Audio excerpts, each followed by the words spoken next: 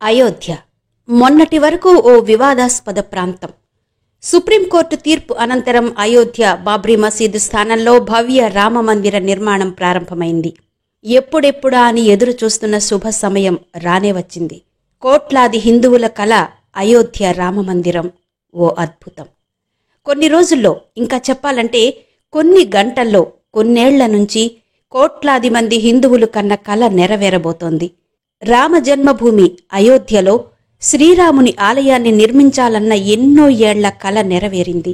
భారతీయ సంస్కృతి వారసత్వాలకు నిలువెత్తు రూపం అయోధ్య రామమందిరం.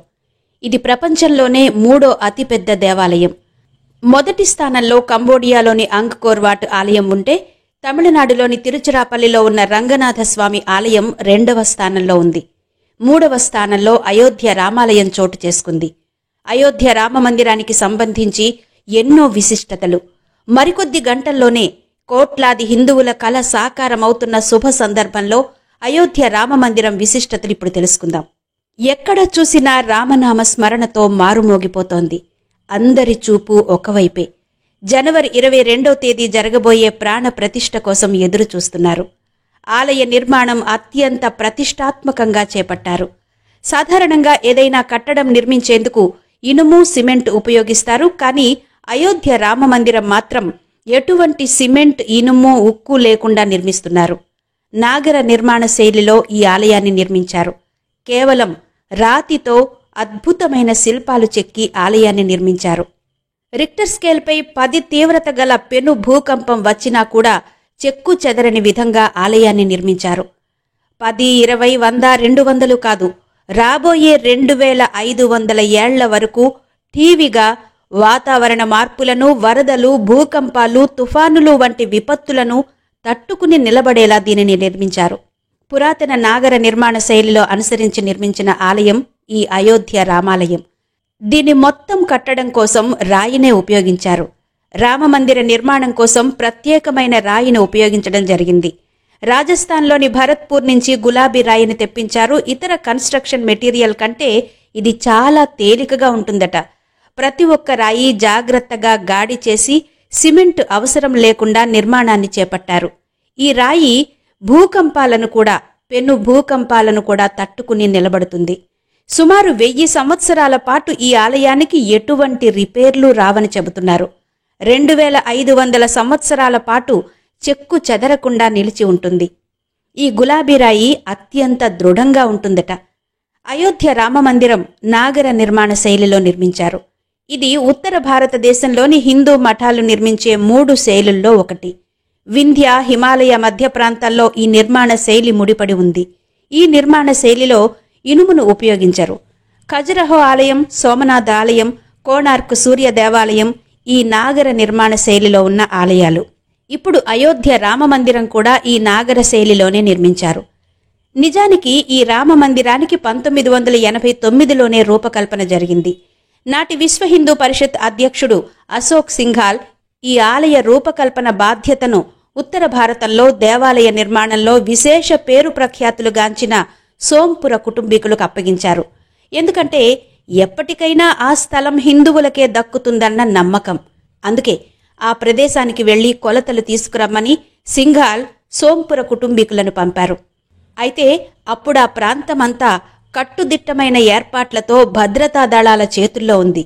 దీంతో సోంపుర కుటుంబీకులు కాషాయ దుస్తుల్లో అక్కడ టెంటులో ఉన్న రామయ్య దర్శనార్థం వచ్చే భక్తుల్లో కలిసిపోయి రోజంతా కాలి అడుగులతోనే ఆ ప్రాంతం లెక్కలు వేసుకుని అతి తక్కువ సమయంలోనే ఈనాటి మందిరం డిజైన్ గీసి సింఘాల్ చేతిలో పెట్టారట.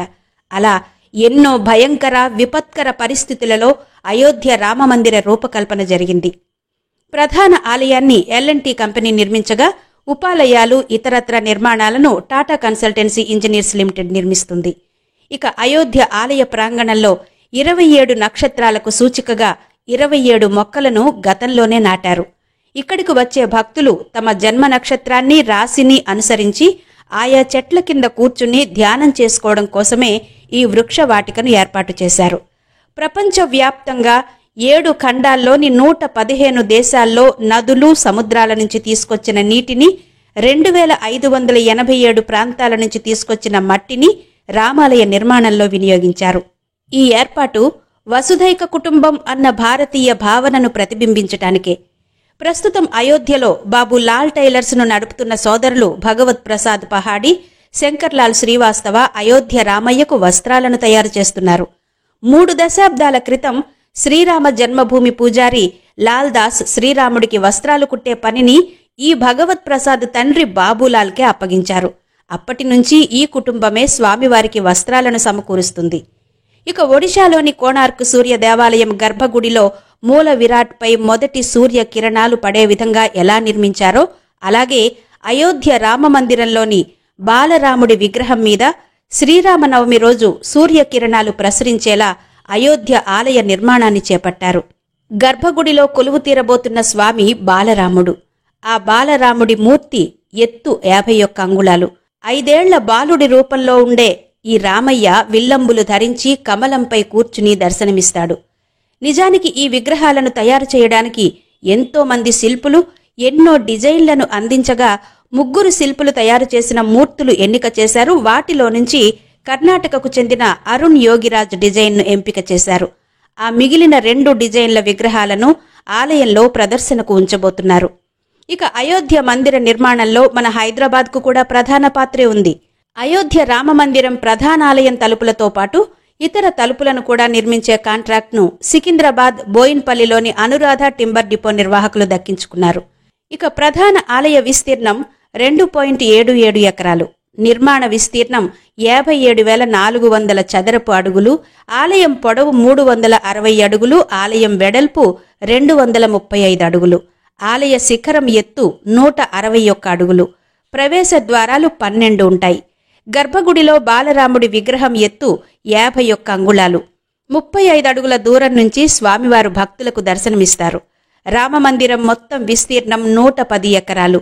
ఒకేసారి ఈ ప్రాంగణంలో 10 లక్షల మంది వరకు భక్తులుండే విధంగా నిర్మించారు. రామమందిరానికైన ఖర్చు 400 కోట్లు. అందులో కాంప్లెక్స్ నిర్మాణానికయ్యే ఖర్చు అంచనా 1800 కోట్లు. ఆలయంలోని ఒక్కో అంతస్తు ఎత్తు 20 అడుగులు. శ్రీరామ జన్మభూమి తీర్థక్షేత్ర ట్రస్ట్ చెప్పిన వివరాల ప్రకారం ఆలయంలో గ్రౌండ్ ఫ్లోర్లో 160, మొదటి అంతస్తులో 132, రెండవ అంతస్తులో 34 స్తంభాలున్నాయి.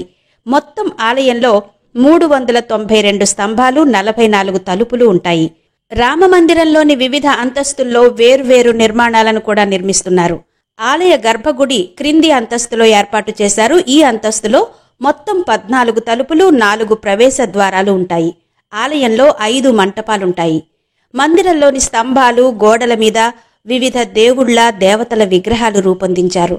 సింహద్వారం నుండి 32 మెట్లు ఎక్కి తూర్పు వైపు నుండి ఆలయ ప్రవేశం చేయవలసి ఉంటుంది. ఇన్ని అంతస్తుల్లో ఉన్న మందిరం మొత్తాన్ని దర్శించేందుకు పై అంతస్తులకు వెళ్లడానికి లిఫ్ట్ సౌకర్యాన్ని కూడా ఏర్పాటు చేశారు. ఆలయం మొదటి అంతస్తులో శ్రీరాముని ఆస్థానం ఉంటుంది. ఇక్కడ అద్భుతమైన శిల్పాలతో అలంకరించనున్నారు.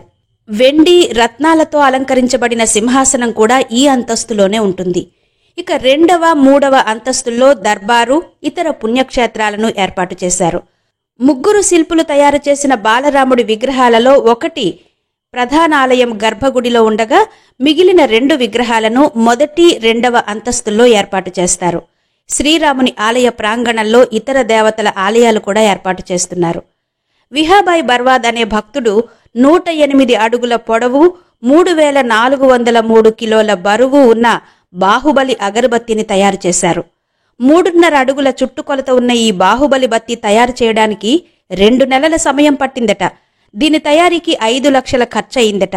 ఇవి అయోధ్య మందిర విశిష్టతల్లో కొన్ని. మరి మరో వీడియోలో మరికొన్ని విశేషాలు తెలుసుకుందాం. మరి ఈ వీడియో మీద మీ అభిప్రాయాలు కమెంట్స్లో తప్పకుండా తెలియజేస్తారు కదూ. మరో వీడియోతో కలుసుకుందాం. అంతవరకు సెలవు. నమస్తే.